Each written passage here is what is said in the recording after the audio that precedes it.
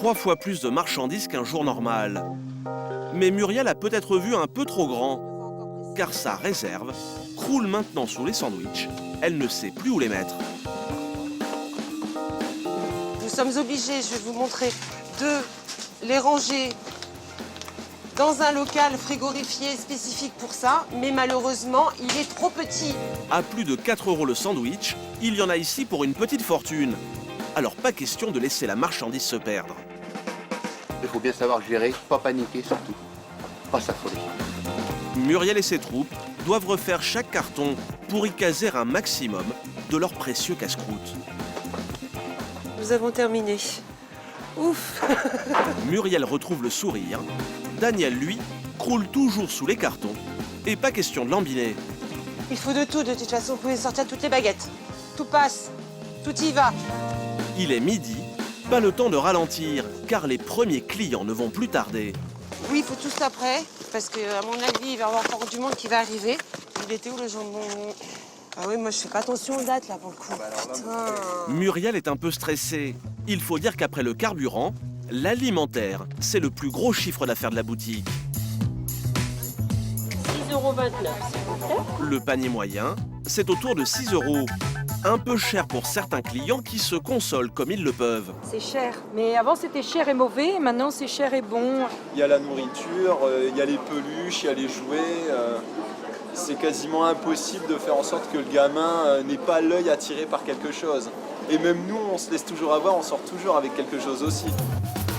Car dans une station-service, on trouve de tout. C'est le festival du bon goût.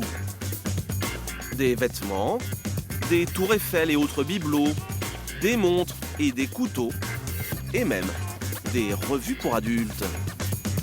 Et l'une des meilleures ventes ici, c'est ce magnifique rond de serviettes finement ouvragé. Les touristes en raffolent. On le vend à 3 €, on en vend une bonne quantité, 300-400 par mois environ en temps fort. Il est 16 h et les clients commencent à affluer dans la station pour ce premier grand départ de la saison. Mais un petit problème risque de faire perdre beaucoup d'argent à Daniel et sa patronne. J'ai un petit souci, Daniel, avec les machines à café. C'est lesquels? Quel numéro? La 3 et la 4. Qu'est-ce qu'elles ont? 2 machines à café sont en panne. Et c'est le poste le plus rentable du magasin.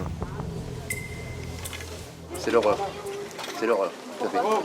Il y a des files d'attente. Une machine à café, c'est un client à aujourd'hui toutes les à peine 2 minutes. Imaginez-vous un peu qu'une machine en moins. Et là, on en a 2 ce matin. À 1,70 € le café, Daniel perd près de 100 € à l'heure. Alors pas question pour lui de laisser tant de profits s'envoler. Et même s'il n'y connaît pas grand-chose, il va mettre les mains dans le moteur. Non, c'est le monnaie. On va les rappeler. La machine ne veut rien savoir.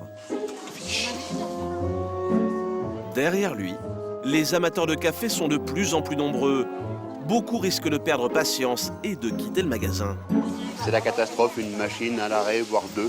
Des jours comme ça, surtout. Oui. Mais Daniel va vite se consoler, car aujourd'hui, les affaires marchent plutôt bien. Oui, tout de suite, voilà. Les caisses se sont remplies à grande vitesse, alors il file mettre la monnaie à l'abri discrètement. Je ne peux pas vous en parler tout de suite, si vous voulez bien le suivre. Daniel craint de se faire braquer la recette du jour et prend 1000 précautions qui parfois ne servent à rien.